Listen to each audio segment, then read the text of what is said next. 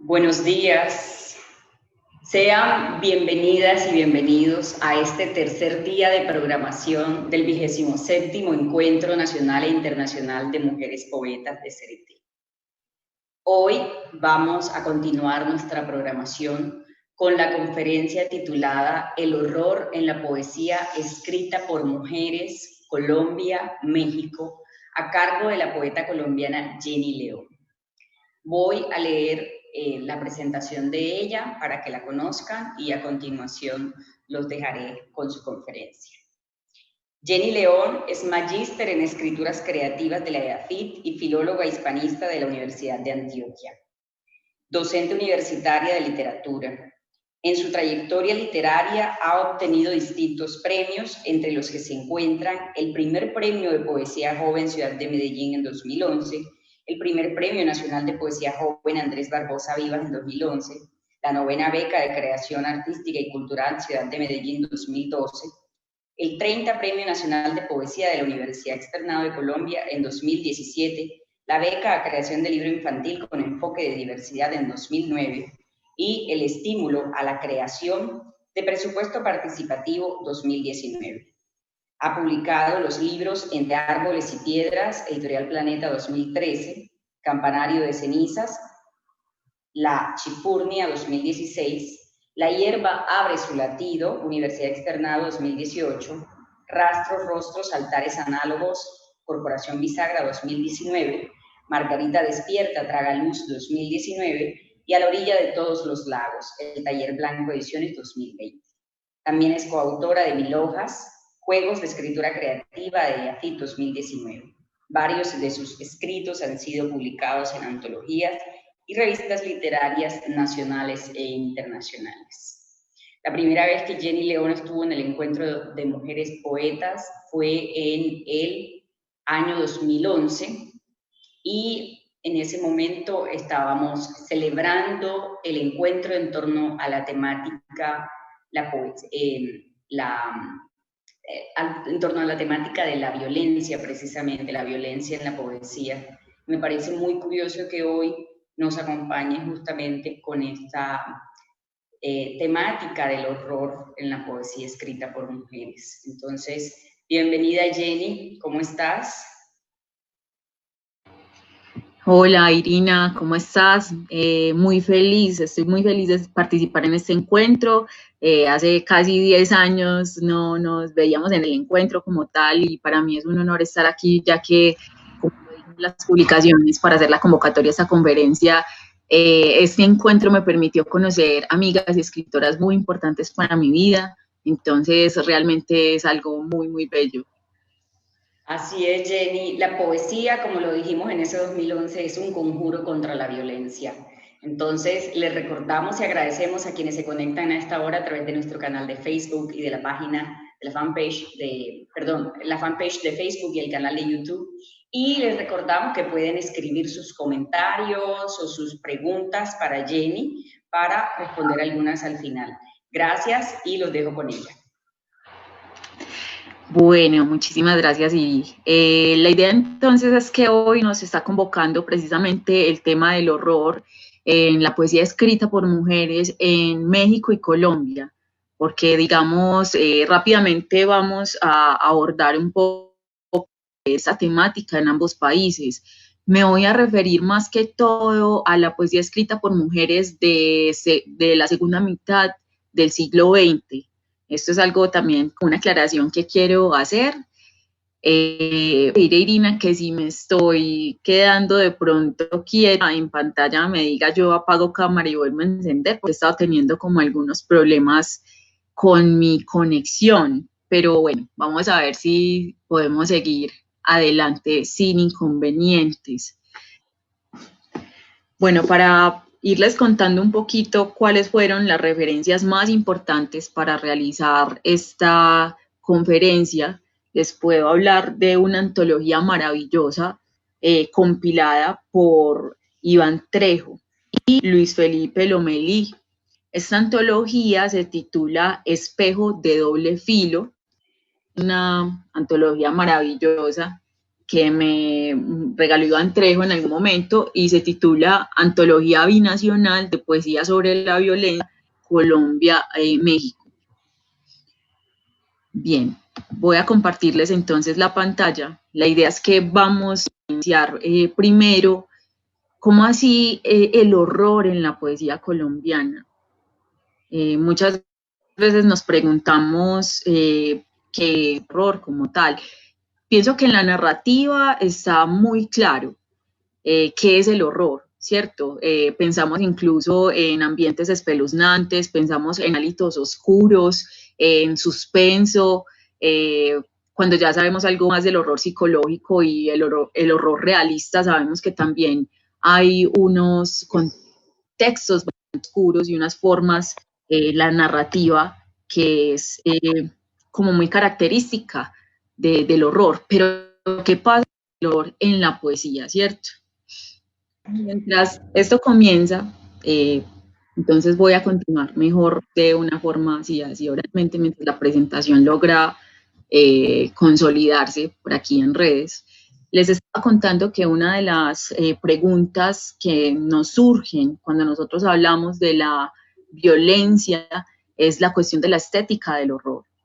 Les digo que esta no va a ser una conferencia historicista porque para todos, digamos, es claro la situación de violencia, por ejemplo, que ha vivido Colombia en más de 65 años de conflicto interno, que supuestamente terminó hace algunos años, pero eso todavía realmente pues, no es totalmente cierto. Sabemos también que México y Colombia, a nivel histórico y a nivel de ciertos fenómenos que se dan como el narcotráfico, el secuestro, y en Colombia, digamos, es muy, muy fuerte la cuestión del desplazamiento interno que hay y evidentemente de la guerrilla y las fuerzas armadas internas, lo que ha generado que haya un fenómeno muy interesante en nuestra poesía, tanto en la mexicana como en la colombiana, y es que si bien muchos de los poetas no tienen como intención escribir sobre la violencia, casi que están permeados por ella, ¿sí? O sea, no se da como un intento totalmente claro de escribir sobre la violencia, sino que esta simple y llanamente va surgiendo y surge con una fuerza increíble. Ahora, ¿qué pasa entonces con estas escrituras sobre el horror y la violencia en una experiencia femenina?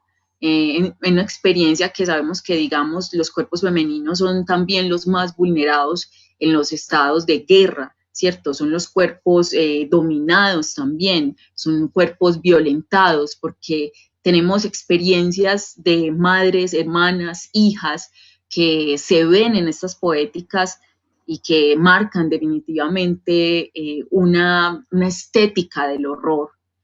Entonces vemos que, y una de las cosas que yo quería, por ejemplo, que fuera clara en esta conferencia, es que el horror en la poesía colombiana y mexicana se da a partir de un horror realista que se da por estas cuestiones de la violencia, por la violencia desgarradora y absurda que se vive en nuestros territorios.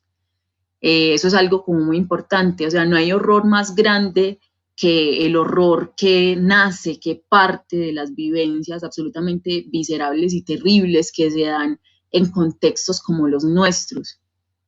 Listo, entonces, bueno, acá iba a iniciar incluso esta conferencia con unas palabras de Mariana Enríquez, y lo que les dije inicialmente, que en la narrativa, por ejemplo, está muy claro lo que es el terror, y más que todo el terror realista. Comienzo con unas palabras de Mariana Enríquez que nos dice: cualquier horror real es igual o más terrorífico que cualquier cosa que podamos imaginar.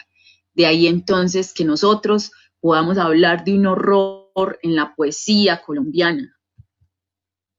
Ahora, vienen unas preguntas que son las que van a atravesar esta conferencia, y es cómo describir la intimidación y dolor producidos en una sociedad como la colombiana y la mexicana a través del arte. Cómo el lenguaje expresaría experiencias tan terribles que paralizarían a quien se proponga articularlas a través del arte. ¿La palabra poética bastaría? Yo pienso que estas son preguntas que tienen que permanecer abiertas a lo largo de esta presentación y a las cuales evidentemente no se les dará una respuesta concreta, porque lo que vamos a hacer es que vamos a abordar distintas poéticas de algunas poetas de México y de Colombia. Ahora, tenemos que concentrarnos en algo muy importante y es la cuestión de la figura del testigo. ¿Cómo así la figura del testigo? La figura del testigo es uno de los desarrollos más significativos relacionados con la representación de la violencia extrema.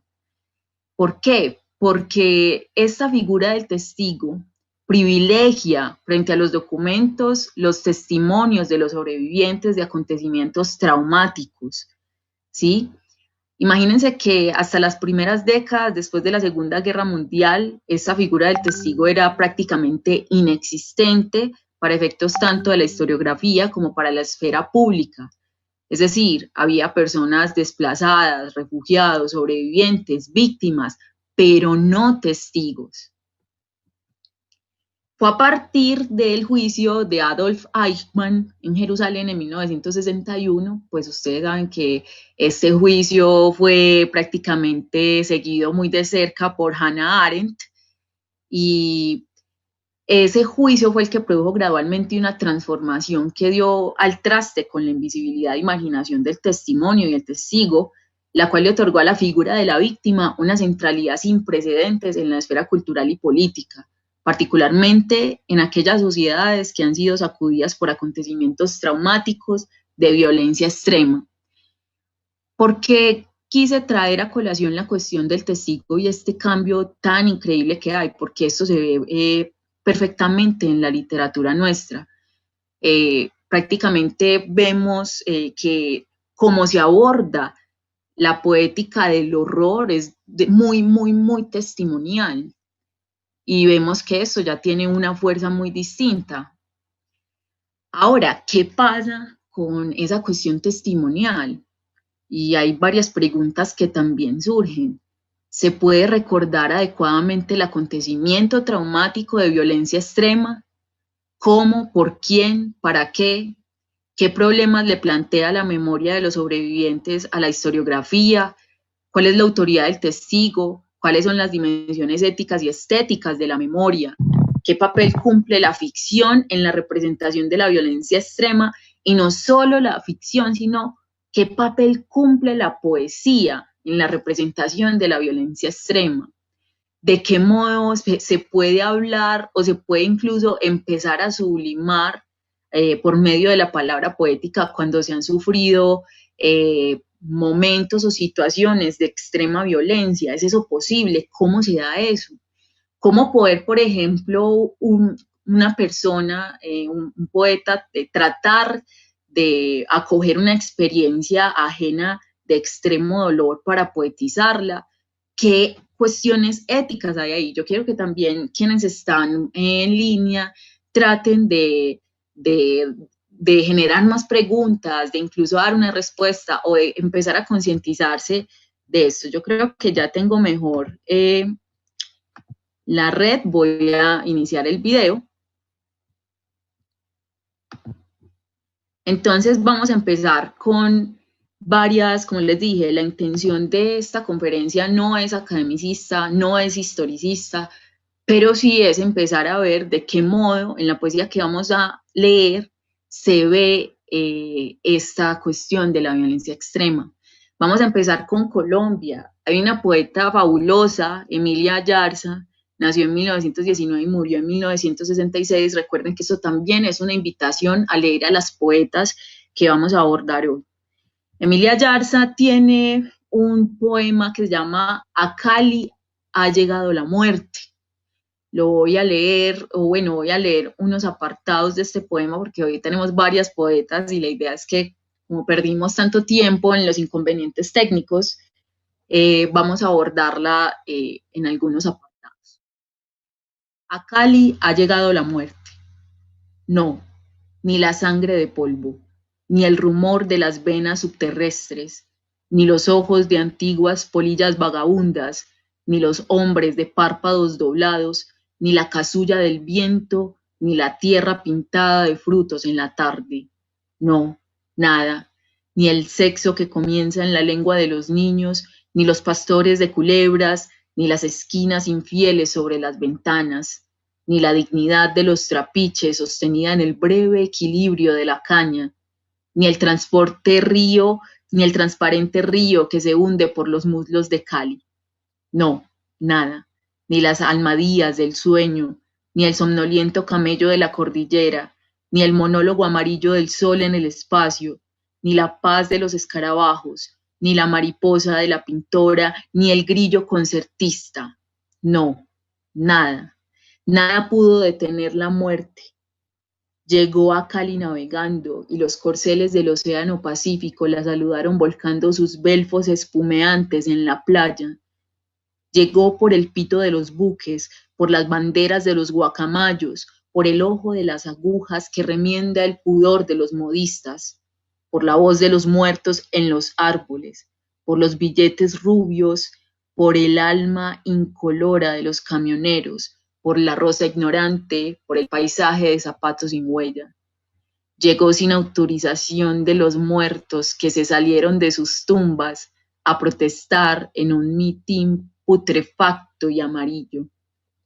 Llegó por en medio de las garzas, los taladros, por entre el múltiple corazón de pitayas, por la flor que se colocan las solteronas tras la oreja, por los solares donde hacen venias al viento los intereses parroquiales y un tulipán oye misa diariamente, por cerca de los gallos que crecen en la blancura de los huevos, por los tejados donde los suros escriben la epopeya de los celos y los gatos y la luna forman 7 lechos y un violín.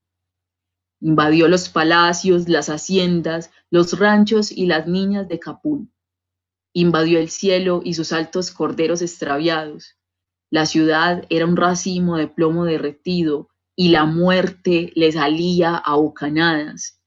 La historia de Cali dejó de ser un río deliberadamente puro por cuyas ondas los días eran barcos de vidrio.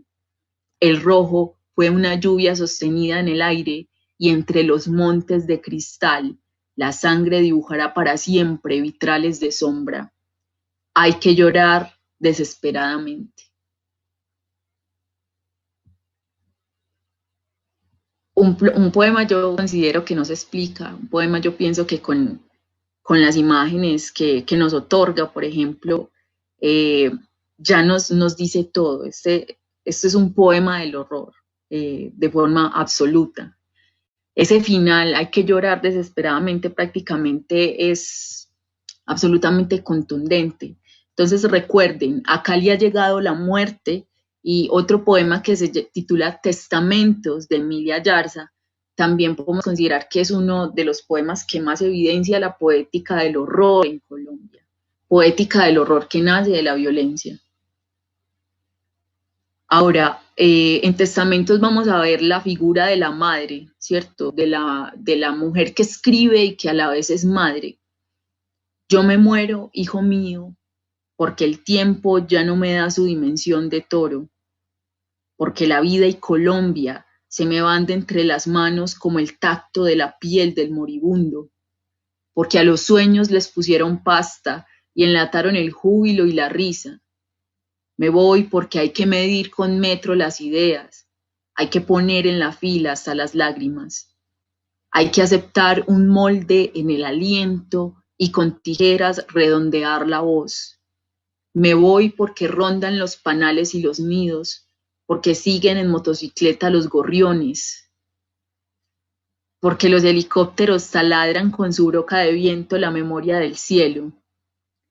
Me voy porque el decoro está de bruces en las alcantarillas, porque el vecino tiene ahora ángulo fácil de mortecino. Me voy porque a los niños pobres les clavaron los ojos a los televisores para que no vieran matar a su maestro, porque cada día es más baja la tarifa para aumentar los archivos de la muerte. Porque los hombres de talento, los que tuvieron el país entre las manos, como un pañuelo de percal inglés, jugaron en masa a la gallina ciega y cruzaron altivos la frontera mientras una hemorragia de muertos se escapaba por las rotas arterias de la patria.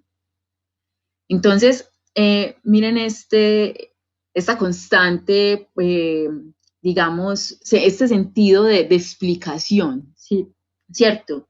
Entonces, yo me muero, hijo mío, y empieza a dar un montón de razones tan tremendas que nos dan cuenta prácticamente de una invasión total y absoluta y de una mirada tenebrosa de la realidad, tenebrosa y realista a la vez, lo que me parece absolutamente contundente en este poema. Voy a leerles la parte final. Ahora solo se palpa el almizcle integral de los jornales, la mínima sangre del labriego, el tibio cementerio de los ranchos, el dudoso bolsillo de los clérigos, el nocturno capital de los burgueses, las casas de pellejo de los médicos, los edificios de los abogados construidos con el margen de las viudas. Ahora las madres, bajo su abultado vientre, llevan solo un cadáver precoz bajo la piel. Por ejemplo, bueno, para quienes están acá, yo soy de Medellín. En Medellín sabemos que en las décadas de los 80, 90 y 2000, prácticamente la población de mayor riesgo eran los jóvenes de 16 a 24 años, y más que todo hombres, porque evidentemente eran prácticamente llamados por el sicariato, e incluso pertenecían a combos y a bandas, y había una gran mortandad pues, por parte de este grupo social tan joven. Miren esto, ahora las madres bajo su abultado vientre llevan solo un cadáver precoz bajo la piel. El corazón de tus hermanos ya no es la dulzura en la mitad del pecho. Se acabaron las diáfanas criaturas, las gentes con el nombre de cristal. Las calles no volvieron a cantar en las ventanas. A los loteros y a los lustrabotas les sellaron con plomo sus asambleas de esquina. Y en las casas antiguas, el abuelo, a la sombra del brevo familiar, doblega en silencio su cabeza blanca. Emilia Yarza, entonces, una poeta maravillosa, publicada también en la colección de la Universidad Externado de Colombia. Bien, vámonos entonces con María Mercedes Carranza. Para todos, bueno, digamos, para más que todos los poetas colombianos, es muy conocido su libro El canto de las moscas, pero quiero acá mencionar dos poemas que también son absolutamente contundentes para abordar el horror en la poesía colombiana. Tenemos entonces La Patria, y esta visión absolutamente oscura, devastadora, nostálgica que hay sobre la patria. Esta casa de espesas paredes coloniales y un patio de azaleas muy decimonónico hace varios siglos que se viene abajo. Como si nada, las personas van y vienen por las habitaciones en ruina, hacen el amor, bailan, escriben cartas. A menudo silban balas, o es tal vez el viento que silba a través del techo desfondado.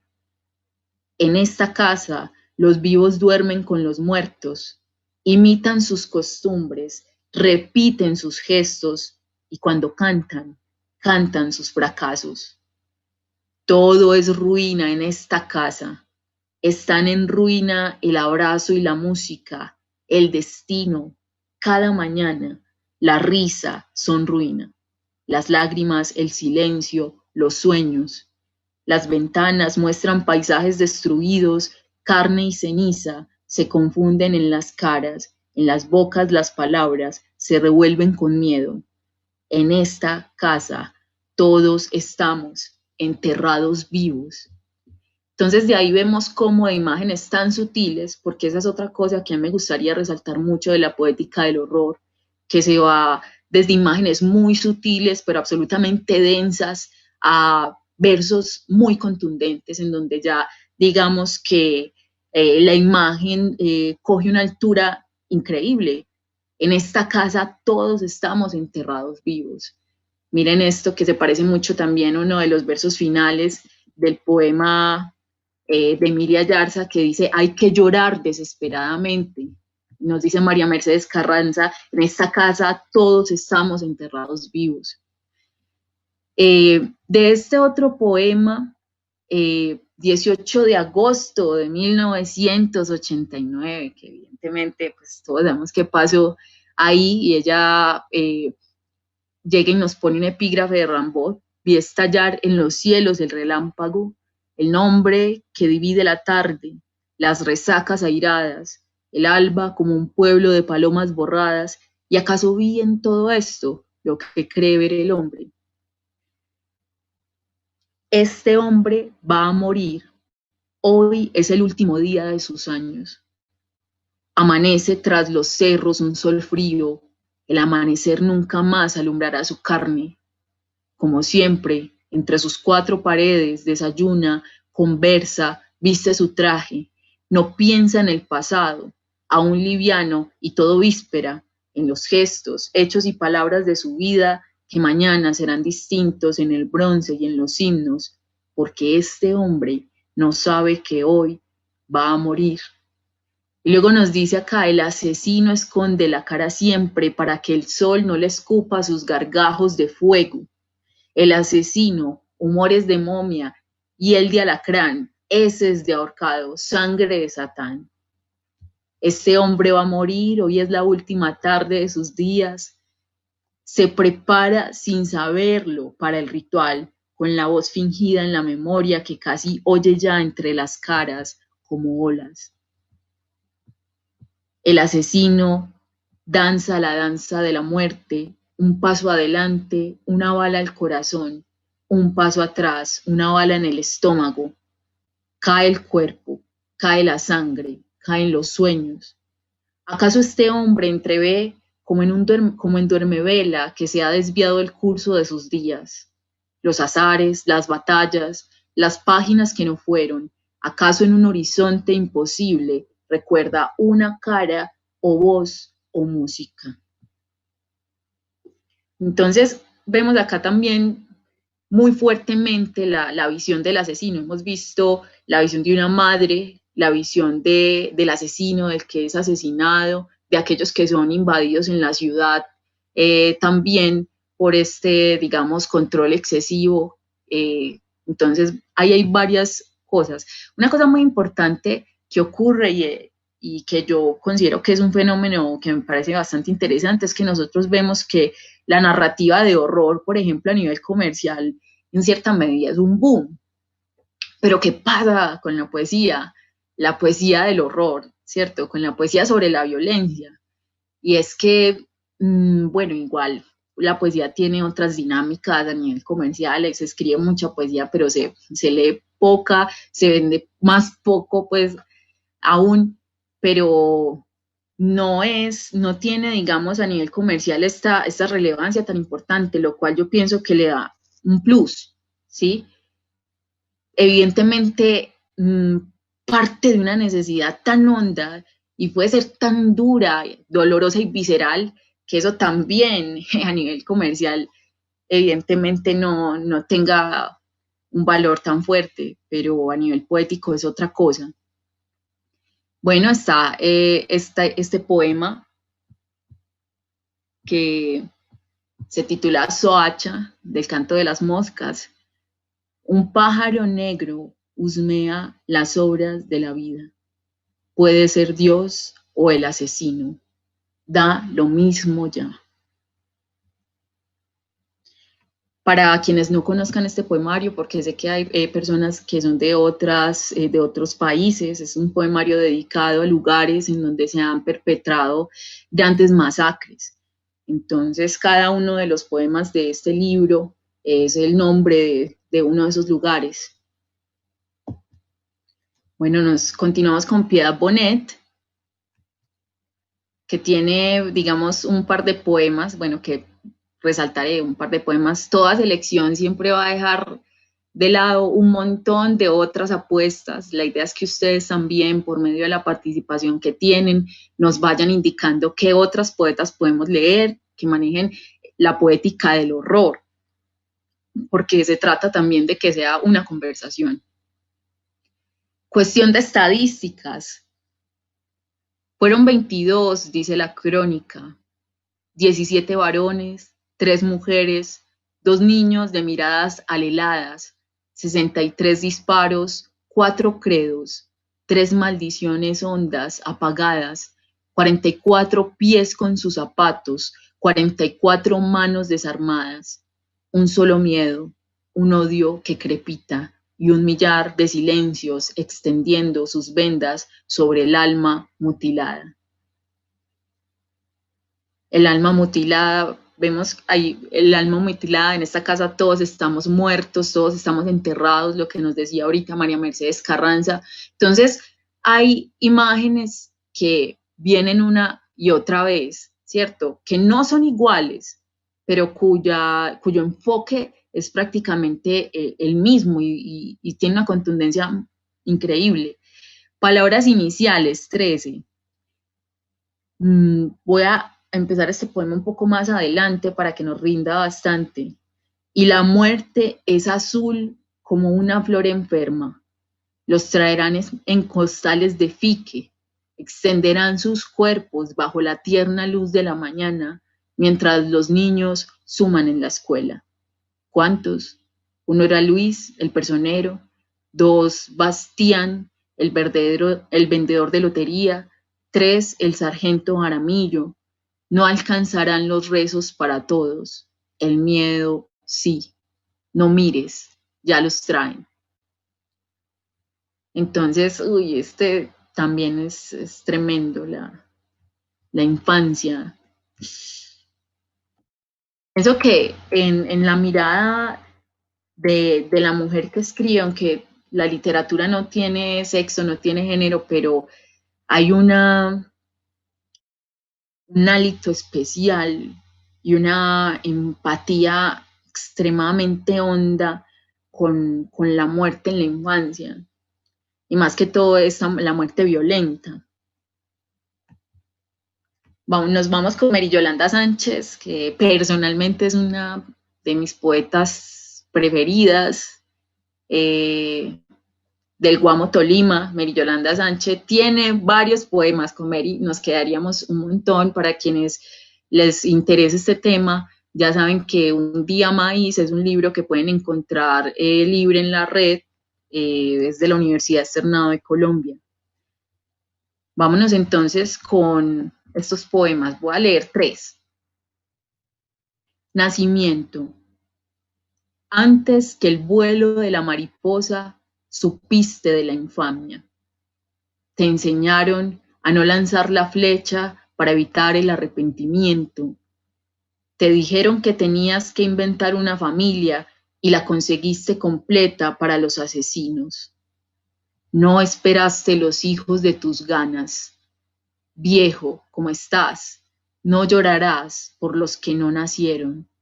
Sabes bien que de ellos es la gloria de la eternidad. La figura entonces de lo no nacido me parece muy importante en este poema, de lo que no nace, de lo que no viene o se saca de esa encandilada transparencia para materializarse en este plano, más que todo en un contexto tan absolutamente desastroso. Cultivos. Se te volvió boca la raíz de la tierra que no alcanzó el arrepentimiento. No fueron suficientes los arrullos de las plantas para salir de la casa donde los ahorcados elevaban sus lenguas.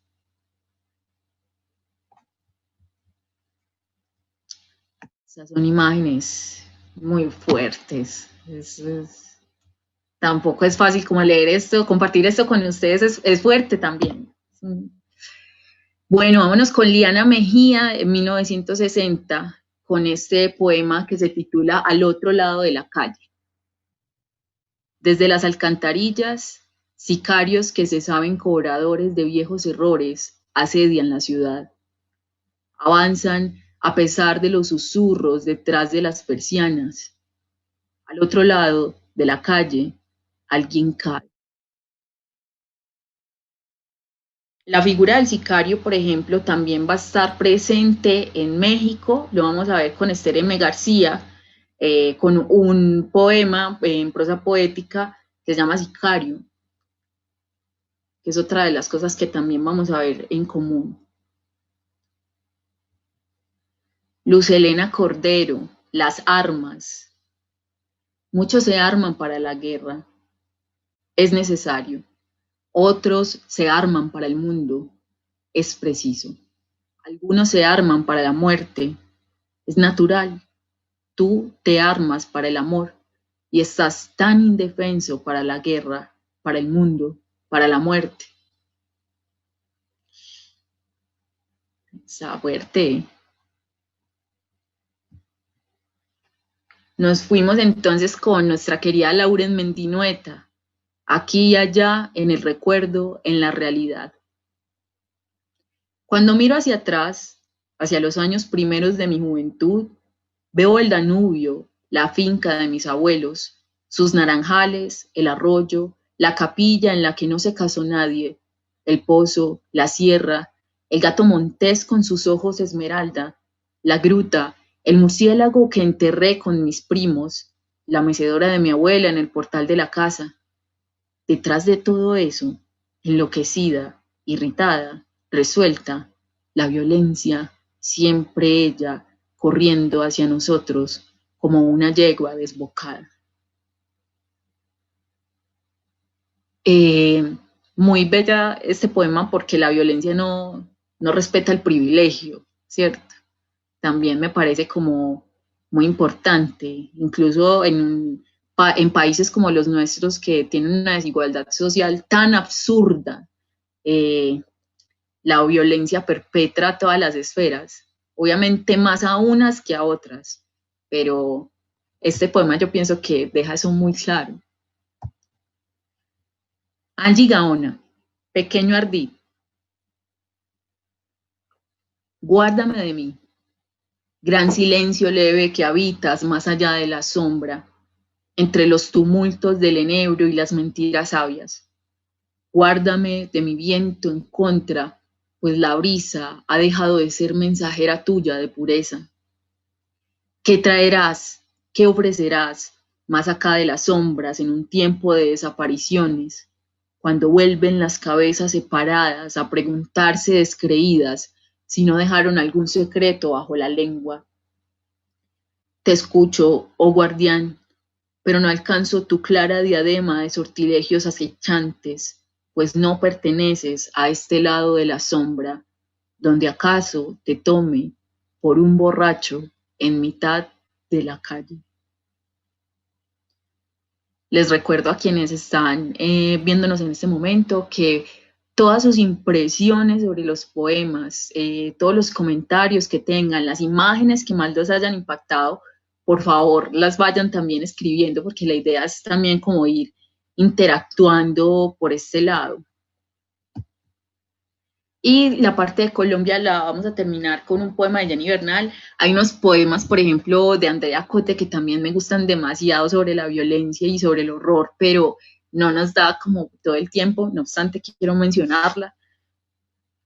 Entonces, bueno, Jenny Bernal. 15. De las batallas triunfantes que dimos y las grandes derrotas de las columnas construidas y las derribadas, ¿cuál fue la pérdida más grande en aquel vasto despojo? Pobladores, buscaremos otras regiones, de ser preciso, cambiaremos a otras formas acá. Todo se lo ha llevado el miedo. 20. No tenemos paz. Todo es guerra en la habitación del hombre. Bueno, vamos a empezar entonces con México. No sé, Iris, si de pronto de esta primera parte hay algunos comentarios o imágenes por parte de quienes están que podamos resaltar o si lo dejamos al final de esta charla. Bueno, podríamos leer un par de comentarios. Francisco Bárcenas dice, es impresionante sobre todo porque vivimos estos poemas a diario en este país. Me llamó también la atención lo que comentaba Marcela, que decía qué fuerte y qué triste eso de que se tengan que medir con metro nuestras ideas, cuando leíste Emilia Yarza, Marcela Vargas. Y bueno, creo que podemos leer otros. Les recordamos que pueden ir anotando aquí sus impresiones en el chat para irlos compartiendo. Creo que podemos pasar a México con Rosario Castellanos. Perfecto. Perfecto, nos vamos con Rosario Castellanos, la gran poeta mexicana. Y este poema que nos recuerda lo que pasó en Tlatelolco, que ustedes saben que fue esa masacre terrible. Este poema se titula Memorial de Tlatelolco. La oscuridad engendra la violencia y la violencia pide oscuridad para cuajar el crimen. Por eso, el 2 de octubre aguardó hasta la noche para que nadie viera la mano que empuñaba el arma, sino solo su efecto de relámpago. Y a esa luz, breve y lívida, ¿quién es el que mata? ¿Quiénes los que agonizan, los que mueren, los que huyen sin zapatos, los que van a caer al pozo de una cárcel, los que se pudren en el hospital, los que se quedan mudos para siempre de espanto? ¿Quién? ¿Quiénes? Nadie. Al día siguiente, nadie. La plaza amaneció barrida, los periódicos dieron como noticia principal el estado del tiempo, y en la televisión, en el radio, en el cine, no hubo ningún cambio de programa, ningún anuncio intercalado, ni un minuto de silencio en el banquete, pues prosiguió el banquete. No busques lo que no hay. Huellas, cadáveres, que todo se le ha dado como ofrenda a una diosa, a la devoradora de excrementos. No hurgues en los archivos, pues nada consta en actas.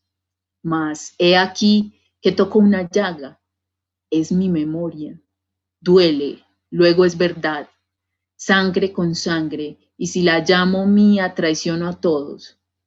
Recuerdo, recordamos, esta es nuestra manera de ayudar a que amanezca sobre tantas conciencias mancilladas, sobre un texto iracundo, sobre una reja abierta, sobre el rostro amparado tras la máscara. Recuerdo, recordamos, hasta que la justicia se siente entre nosotros. Pienso que cada poema de estos es un poema que puede abordarse, o sea, daría para infinidad de páginas de análisis, pero como les digo, esta lectura, estas charlas, no es tanto, no tiene un fin academicista, sino más que todo de compartir estas imágenes tan increíbles y de presentarles una selección para que ustedes se acerquen más a estas poetas que realmente, acá, miren todo lo que hay, es que tenemos infinidad de momentos, los que huyen sin zapatos, tenemos toda la imagen también de aquellos que fueron asesinados en Tlatelolco, ¿cierto? De movimientos, hay muchísimo movimiento, el efecto del relámpago de las armas, ¿cierto? Huellas, cadáveres, ¿qué pasa entonces con la memoria? Miren, recordamos, hasta que la justicia se siente entre nosotros. Entonces, prácticamente, ¿qué es un recuerdo? Recordamos hasta siempre. Es muy, muy fuerte. Vámonos entonces con Elsa Cross.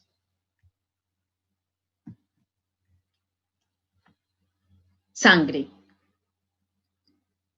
No se lava la sangre. El agua que la toca se vuelve roja. El aire esparce sus sueros ácidos. No se lava la sangre. Si se juntara toda, correría escalones abajo, iría como un río entre sus cauces negros, ensordeciendo, anegando, empañando la vida.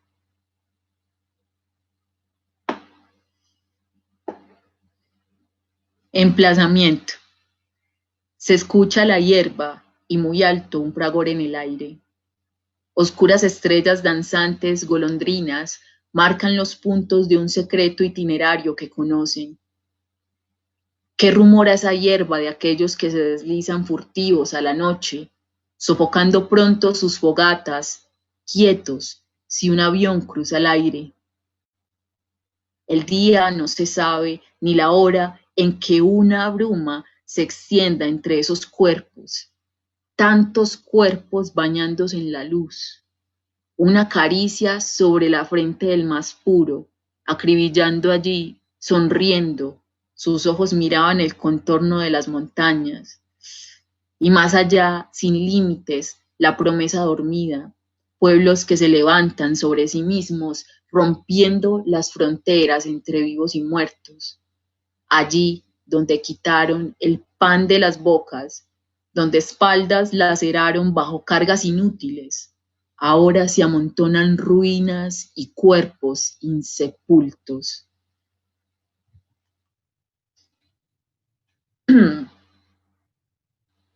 No, es que frente a esto,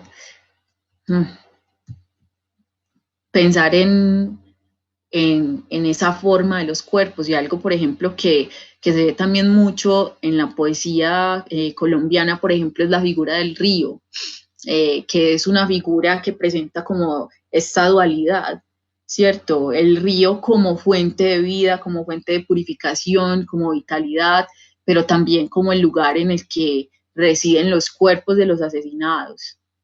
Es algo también que pienso que el agua en la poesía escrita por mujeres tiene también esta doble significación, así como el fuego, que es purificador y también desgarrador, pero ya es el elemento como tal, es en el lugar del río, de los charcos, de las lagunas, en donde en un país atravesado por la violencia que nosotros vivimos, se ha caracterizado por ser el cuenco de los cadáveres. Janet L. Clarion, 1949. Marzo 10, New York. Silencio blanco, sin pájaros. Árboles al soplo de las nubes hieren el ritmo del paisaje. Entre lo que surge y lo que se va, la nieve deslíe la roca. Y el sonido del viento, voces inciertas que hielan nuestras inútiles acciones. Una señal, un disparo, nos aleja de la idea. Desliza hacia la nada, el desierto presiente ya el temblor. Nuestras vidas se vuelven otras vidas, inacabado brillo de cristal. Lo fresco del rocío ya es hoja quebradiza. ¿Somos historia? No. Mancha, humo de imposible trascendencia, agua entre los robles, mientras sorbemos de la taza el amargo café en que nos detenemos inclinados los rostros.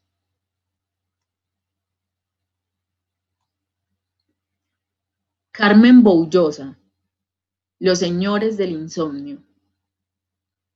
Unos señores cortaban dedos para mercar personas.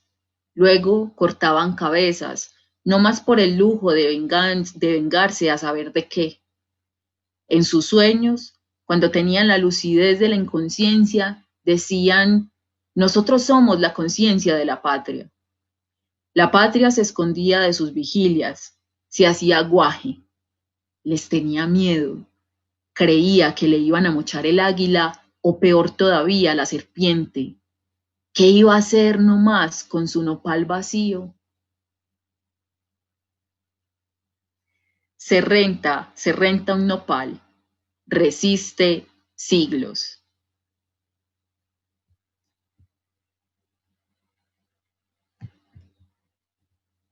Blanca Luz Pulido, bala perdida. Un casquillo de bala, color cobre, pequeño y seco, pesado.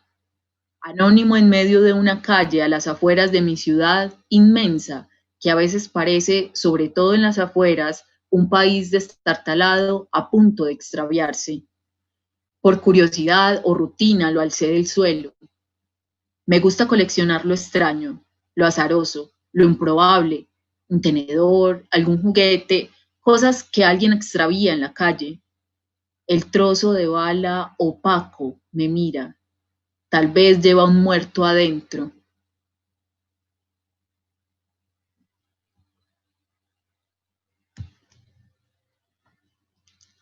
Minerva Margarita Villarreal.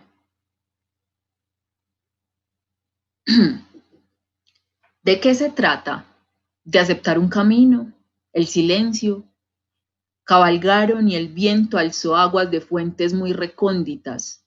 Oscuras fuentes en el cielo guiaban una constelación de torres empinados, castillos, niños adormilados, huellas de alces, ciervos e hipocampos, luego rodando por mis mejillas. Una grieta extendía el paisaje. Bajaron hasta los montes de mi cuerpo. Golpes del cierzo, no quiero oírlos más cabalgar. Entiendo que no quisiste hacerme daño, no lo quisiste, pero me abandonaste y solo escuchaba el ruido de un tren.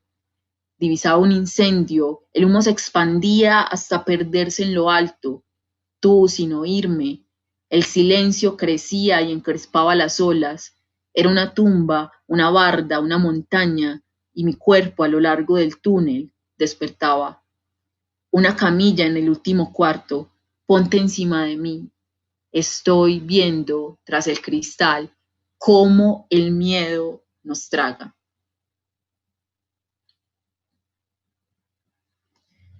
Dana Gelinas.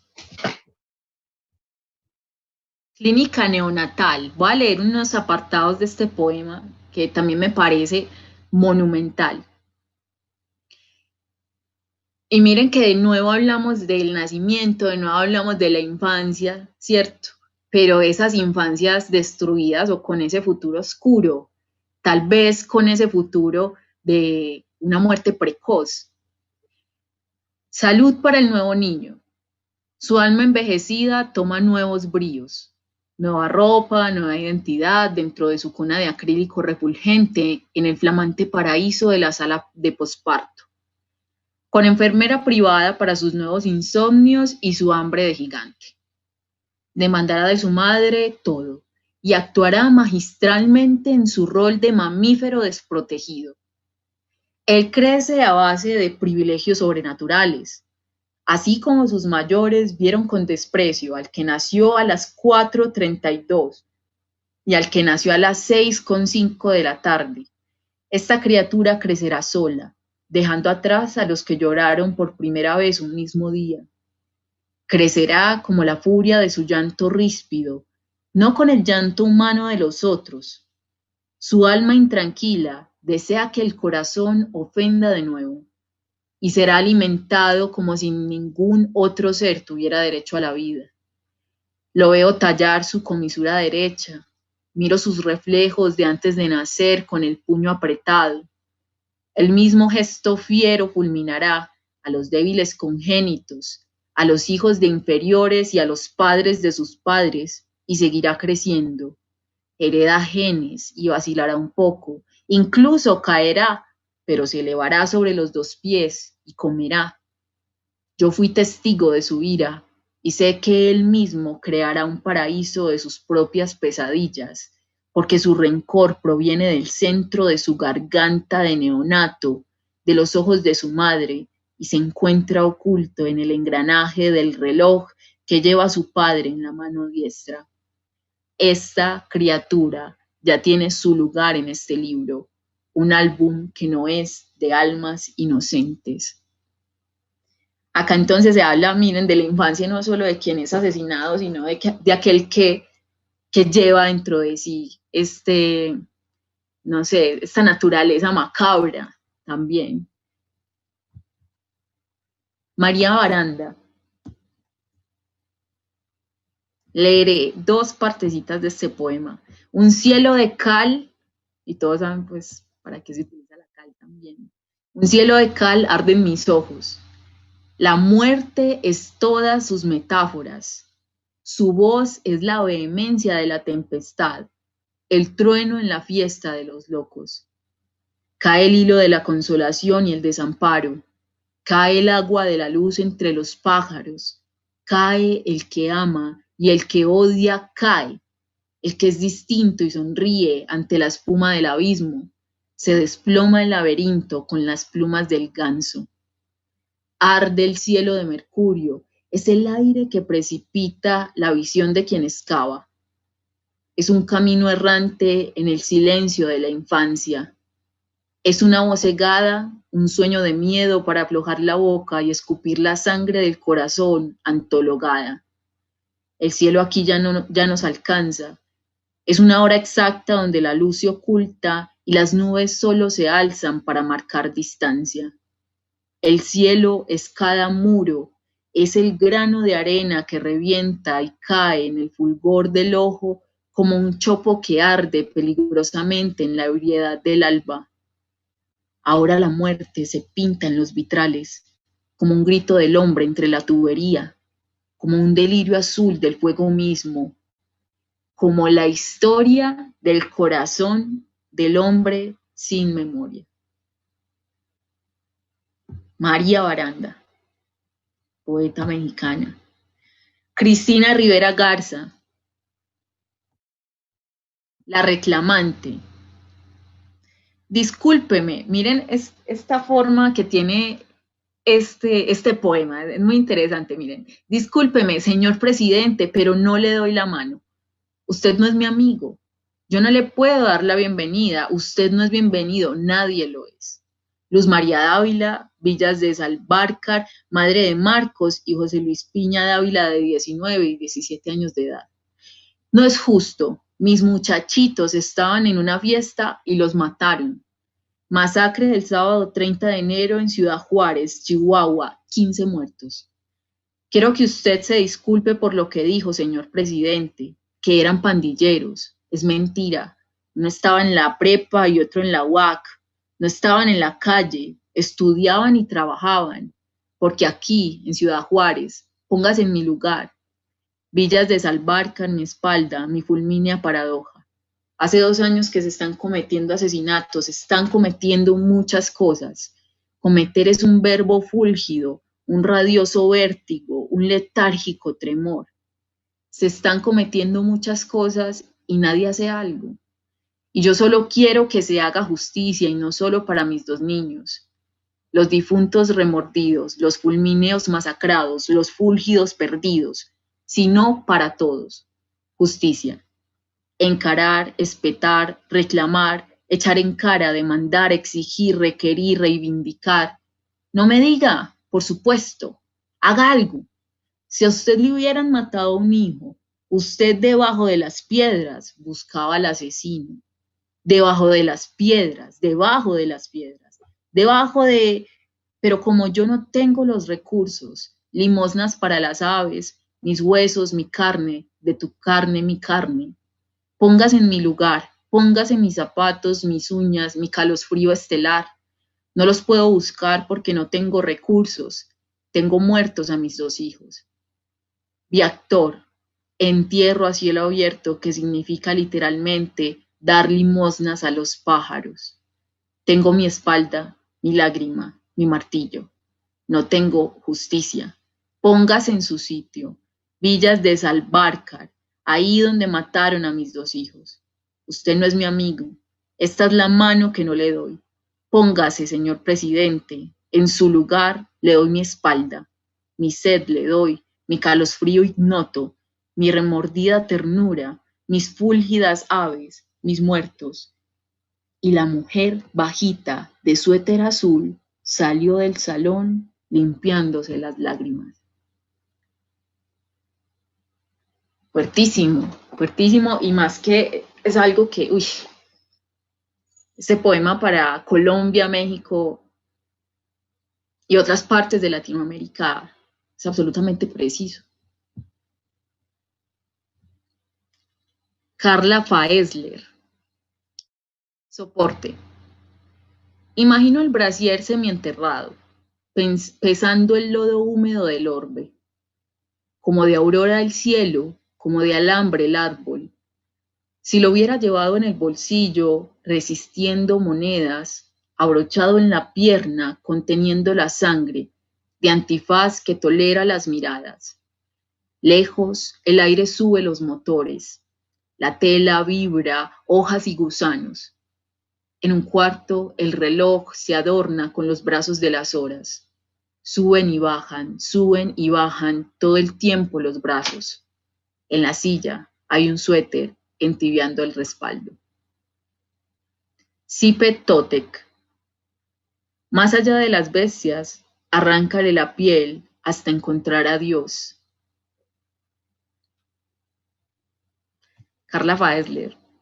Miren que este poema de Cristina Rivera Garza, miren la diferencia de poéticas, que es incluso un tanto como más sutil, con unas imágenes que no son tan impactantes desde lo meramente, digamos, visual, ¿cierto? Esto tiene otra cadencia, mientras que Cristina Rivera Garza es muy cruda estéticamente, o sea, tiene una estética de la crudeza en el horror, me parece muy, muy impactante.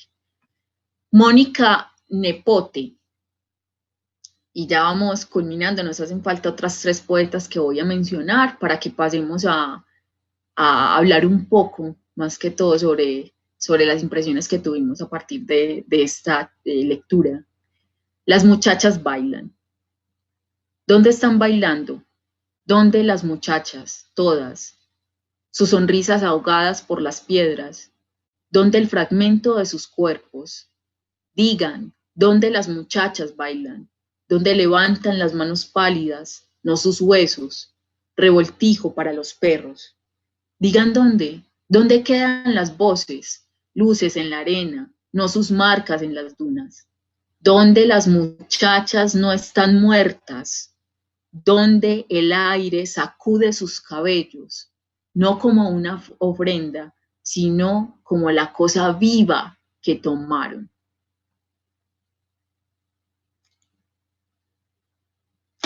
Está clarísimo. Rocío Cerón, 9:53 AM. Un ruido. Los niños corren por los restos de la casa. El muro apenas es preludio. Arde la ciudad en fuga. Pesan las palabras. Ni piedad ni destino salvan. Arde la ciudad en fuga. Y toda fe es humareda. Grito que se pierde en la ciudad de arena.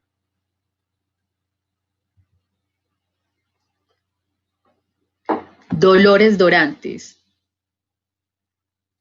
Para dormir sobre tu sangre, queremos que nos tapes los ojos y nos pongas lo desconocido en la lengua.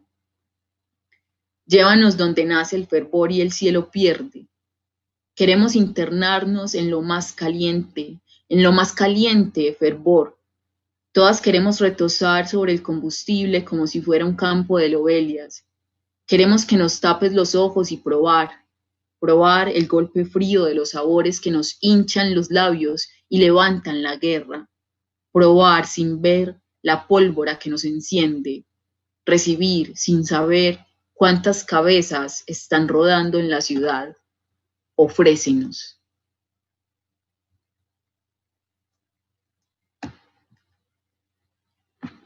Camila Kraus, allá en los gritos. Todo paso allá en los gritos, detente cuando gritas ay, no sabes, no, recuerdas, déjame. A veces tú cuando gritas no puedes atreverte más. Ocurren los gritos donde no hay nadie ya. No quiero estar, no pude estar, no puedo estar, no quiero. Cuando recuerdas no tienes fuerza, no tienes gritos ya. Eso pasó así. ¿Por qué así? Cállate ya. Y pues no hay que olvidar este epígrafe de Mario Vargas Llosa, ¿cuándo se jodió todo? Y voy a terminar con Esther M. García. Yo les comenté pues que la figura del sicario es como una figura que en ambos países tiene una relevancia fuerte. Soy el resultado de una mala ecuación. Soy la respuesta incómoda, soy el cero, el número olvidado, el nombre que nadie recuerda, la sombra que pasa flotando por las calles. Ese ente soy yo. Soy el desvalido que está cayendo siempre, el feto que está por nacer en un charco oscuro. Soy el niño que no tiene padres, el que sus amigos han olvidado. Soy el mudo, el que ve por sus venas la sangre de otros en ellas coagulada. Soy la voz de la muerte que se mece entre las hojas de los árboles. Soy la caótica juventud sin futuro. Soy el chico esnifando. Soy carroñero entre la basura del mundo. Soy la pequeña sonrisa con los dientes caídos. Soy la escoria que sobró de sus guerras. Soy la palabra que olvidó en su discurso el presidente. Soy un elemento más en los tristes paisajes por donde los políticos pisan. Soy algo que ellos saben que existe, pero que parece una mentira. Soy un gruñido de tripas, algo sin vida que está ahí, una cosa que respira. Hablo desde la pobreza, desde el olvido, hablo con el zapato roto, con la esperanza de comer algo, aunque sea de hace días. Estoy aquí de pie, pero a mí nadie me mira. Soy el olvidado, el desaparecido, soy el joven sin rumbo esperando ver las luces que marquen su camino desde la oscuridad de su casa en pedazos. Ve la luz, la mortecina de la realidad hecha jirones, la infancia rota. He visto la luz roja que me guiará. Soy yo el que decide quién vive o muere. Soy Barrabás pisando la arena ardiente mientras degüello a un hombre. Soy Judas Iscariote besando la baja sangre de la madera. Soy Don Pablo Escobar, soy John Jairo el Popeye, soy Jesús Malverde, patrono y protector, soy Lamberto portando orgulloso radio pechera y metralleta, soy Don Paulino Vargas recorriendo el desierto al componer mi primer corrido, soy un Mohawk aullándole a la luna, haciendo mis plegarias con los huesos de los muertos. Soy la bestia atea de 12 años, rezándole a María Auxiliadora de Sabaneta Halcones, y águilas son mis ojos y oídos. Soy un gangsta de la frontera, haciendo bling bling mientras cerceno el brazo de mi enemigo. I am nothing, I am a poor Mexican white trash. Soy el demonio, la santa muerte soy, la gran bestia, lo bárbaro, lo salvaje. Yo soy el hombre que destruirá tu vida, el país, el mundo, porque yo soy el jefe de jefes, señores, y nada ni nadie podrá conmigo. Fuerte. Uf.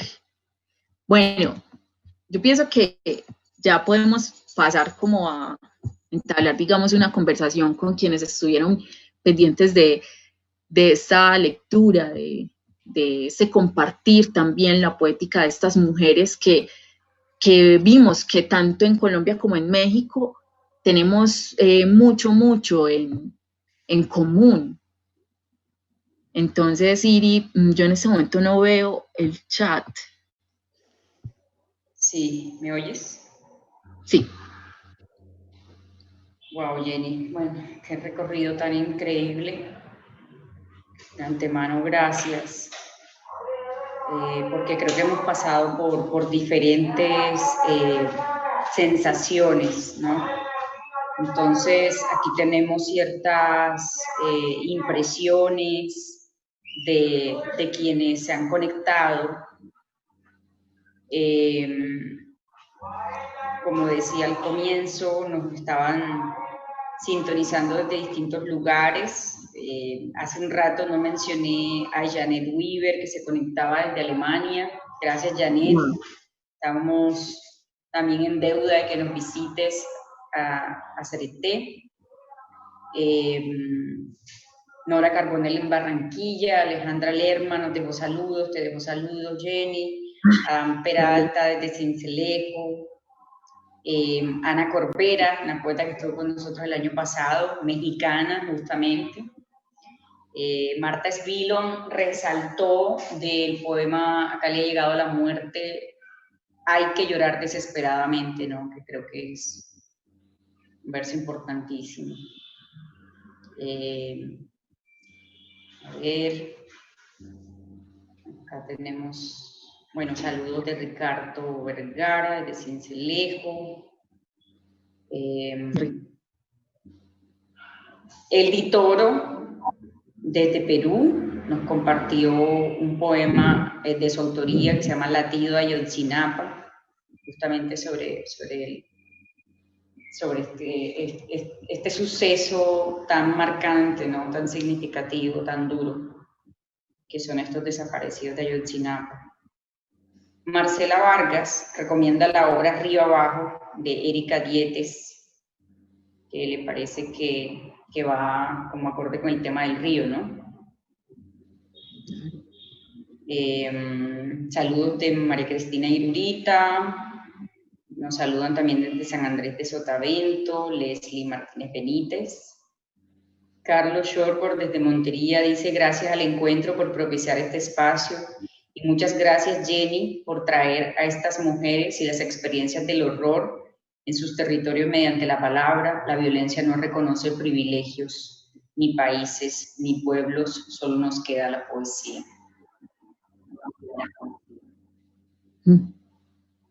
Gracias, Shorbord. Tenemos Ruth Noguera dice: hermoso poema donde las muchachas bailan. Lady Bedoya dice, bueno, decía, uff, el sicario. Claudia Aguilera nos saluda desde San Andrés Islas. Lady Valencia citó: soy la caótica juventud sin futuro. El poema sicario, ¿no? Caótica juventud sin futuro. Comenta nuevamente Marcela. Bueno, Lady Bedoya dice: presente, una colombiana en México. Gracias.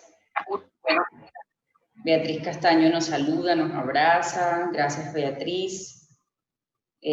María Cristina Irurita dice: México, Colombia, mujeres cantando la vida a pesar de la muerte. Mira, Jenny, el poema, dice Melanibet Díaz, el poema La reclamante es muy fuerte y real, me dejó sin palabras. Creo que nos trajo también a los recientes masacres de jóvenes, ¿no? En Cali, por ejemplo, cuando las madres reclamaban y comentaban. Andy Smith, sí. Fueron estos poemas gélidos, proyectiles que dejaron mi alma helada. Pablo Yepes, saludos de San Pedro de los Milagros. María Luis Martínez, felicitaciones. Creo que nos quedan muchos impactos, Jenny. ¿Y tú qué dices?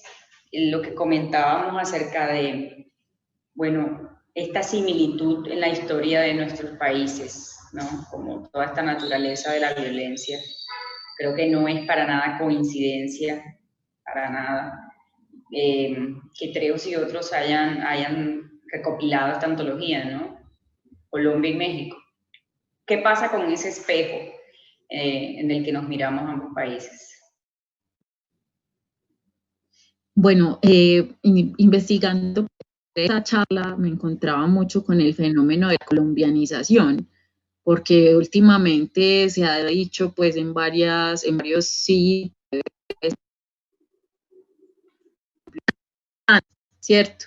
Esto entendido de la forma pues más peyorativa con respecto a los carteles del narcotráfico.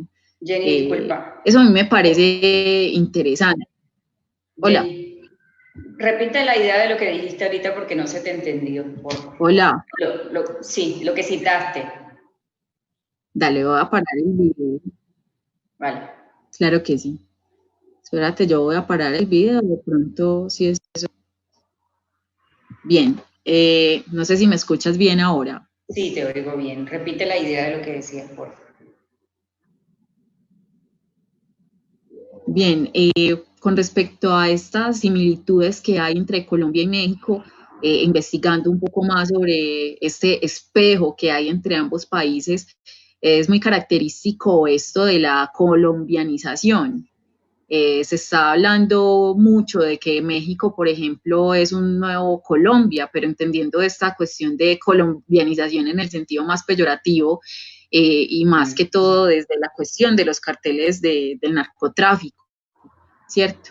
Entonces vemos que cuando hay un espejo, vemos que es el espejo, pero de las experiencias más atroces también, cosa que me parece muy tremendo.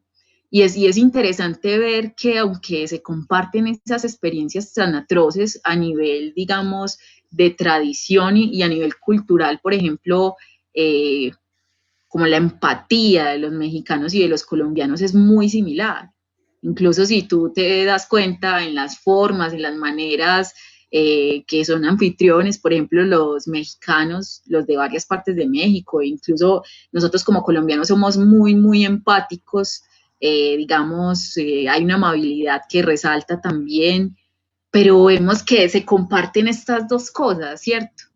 Y esta cuestión de la colombianización a mí me ha parecido muy, muy, muy tremendo, porque dicen que ahora, o que en su momento, México, el México reciente se ha parecido a los años 90 u 80, por ejemplo, de la Medellín, de Pablo Escobar. Entonces me parece interesante ver cómo esto también se ve reflejado en las poéticas, cómo estas mujeres sin conocerse tienen demasiado, demasiado en común. Claro. Jenny, tenemos tanto en común, ¿verdad? Y se podría decir que hay un lenguaje en el que se está hablando, supongo que también en la poesía escrita en todo el mundo, ¿no? Recientemente han surgido varias antologías como estas. Juan Manuel Roca justamente también compiló una, muy, muy buena, muy interesante. País, se llama La Casa Sin La Sosiego. Casa Sin Sosiego, sí, La Casa Sin Sí, sí, Sosiego. sí. Claro, Y en México, en sí, 2010, hay una antología también muy importante que se llama País de Sombra y Fuego, que también recopila, tomando como pretexto la celebración, y lo pongo entre comillas, del Bicentenario, poemas sobre la patria y la violencia. sí. Eso justo te iba a decir. Mira, mira este espejo del que estamos hablando. Recordarás también la antología que por asuntos del Bicentenario editó Ediciones Letra a Letra, Luz Eugenia Sierra, Uh-huh. con Robinson Quintero, que se llama Colombia y la poesía colombiana. Entonces, como tiene esta doble faz de lo literario y lo histórico, es muy interesante porque se encuentran allí sucesos históricos con explicaciones literarias, ¿no? Poesía. Y justamente es una gran recopilación de todo eso, porque ¿qué es nuestra historia colombiana desde la independencia, sino violencia en gran parte, ¿no? Total. Entonces, claro. Entonces, mira que cada vez se habla más de esto, me parece muy interesante que lo traigas porque creo que hace falta seguirlo comentando, seguirlo diciendo. Acá Biojo Orica dice, comillas, no soy su amiga, señor presidente, contundente. ¿Pueden compartir los nombres de los poemas? Melanibet dice que a eso me transportó a lo que estamos viviendo en Colombia. Muchísimas gracias a todos ustedes y a todas quienes se han conectado, quienes han sentido estos poemas. Por favor, la invitación es a que sigan leyendo. No sé, Jenny, tú qué quieras decir ahí, si quieras dar más recomendaciones al respecto para ampliar la bibliografía de esta temática. ¿Sabes si la antología que editó Trejo se encuentra en Colombia? Hola, Jenny. Creo que Jenny se ha quedado congelada. Hola, Jenny. Hola, hola. Bueno, no escuchamos a Jenny, pero creo que hasta el momento lo más importante que ha sido escuchar la conferencia lo hemos logrado a pesar de los inconvenientes técnicos. Gracias a quienes se conectaron, a quienes han seguido la programación del encuentro. Les queremos recordar que hoy es nuestro tercer día y que a las 6 de la tarde tendremos el recital poético que le da continuidad a nuestra programación. Los esperamos en horario de Colombia a las 6 de la tarde, con más poetas invitadas, y nuestra programación continúa el día de mañana también, viernes, con los lanzamientos de libros. Dios fue mejor cuando era tigre, de Luisa Isabel García, Permanecer en la Tierra, de Angélica Hoyos, El Chef Viste de Gala, de Nora Carbonell, y la antología Floreciente, integrada por las poetas que participaron el año pasado en nuestra 26ª edición. Muchísimas gracias por haberse conectado.